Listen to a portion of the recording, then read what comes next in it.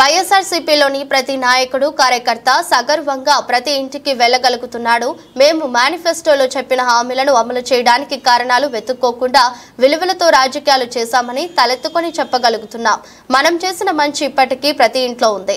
కానీ టీడీపీ ఇచ్చిన అబద్ధపు హామీలకి జనం మోసపోయారు. వైఎస్ జగన్ గారు వైఎస్ఆర్సీపీ అధ్యక్షులు.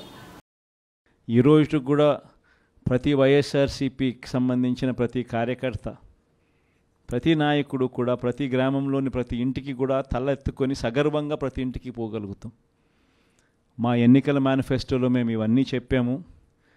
చెప్పిన ప్రతి దాన్ని కూడా ఒక బైబిల్గా, ఒక ఖురాన్గా, ఒక భగవద్గీతగా భావిస్తూ ఏకంగా 99% హామీలు అమలు చేసి మేము మన్ననలు పొందగలిగాము. మాకు కోవిడ్ లాంటి సమస్యలు ఎదురైనా కూడా ఏ రోజు సాకులు చూపించలేదు, ఏ రోజు ఇవ్వకుండా ఉండడానికి కోసం కారణాలు వెతుక్కోలేదు.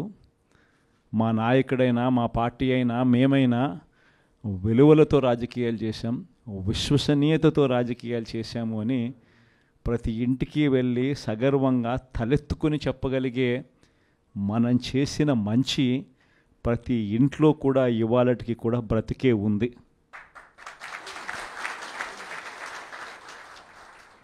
ఈ మంచి ఎక్కడికి పోలేదు. కానీ వాళ్ళు చేసిన మోసం, ప్రతి ఇంటికి వెళ్ళి ఓట్లు అడిగేటప్పుడు అక్కడ చిన్నపిల్లలు కనపడితే నీకు 15,000, నీకు 15,000, నీకు 15,000, నీకు 15,000 సంతోషమా? ఆ ఇంట్లో నుంచి ఆ పిల్లల తల్లి బయటకు వస్తే నీకు 18,000 సంతోషమా? ఆ ఇంట్లో నుంచి ఇంకొక అక్కచెల్లెమ్మ ఎవరైనా బయటకు వస్తే నీకు కూడా 18,000 సంతోషమా? ఆ ఇంట్లో ఎవరైనా ముస్లాం బయటకు వస్తే నీకు 4,000 సంతోషమా అని ఇట్లా మాటలకు నిజంగా ఇటువంటి అబద్ధాలకు, ఇటువంటి మోసాలకు కాస్త ఆ ఇంట్లో ఒక 20 ఏళ్ళ పిల్లోడో 18 ఏళ్ళ పిల్లోడో ఎవడన్నా బయటకు వస్తే నీకు నెల 3,000 రూపాయలు నిరుద్యోగ వృత్తి, నీకు సంతోషమా? ఇవన్నీ మన కళ్ళ ముందన్నీ చూసినాం.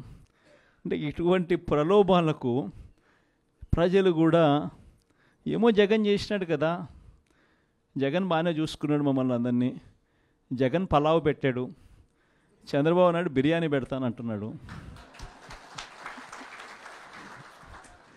జగన్ కదా చంద్రబాబు నాయుడు వయసులో పెద్దోడు కదా, మరి జగన్ పలావ్ పెట్టినాడు అని అంటే చంద్రబాబు బిర్యానీ పెడతాడేమో అని ప్రజలందరూ కూడా కాస్త కూస్తో మోసపోయి చంద్రబాబు నాయుడు వైపున చెయ్యిపోయింది. కేవలం 2.5 నెలల్లోనే ఒక ప్రభుత్వం మీద ఇంత వ్యతిరేకత రాగలుగుతుందా అన్న ప్రశ్నకు ఏదైనా ఎగ్జాంపుల్ ఏదైనా ఉంటుంది అని అంటే అది చంద్రబాబు నాయుడు గారి ప్రభుత్వమే అని చెప్పి కూడా చెప్పచ్చు.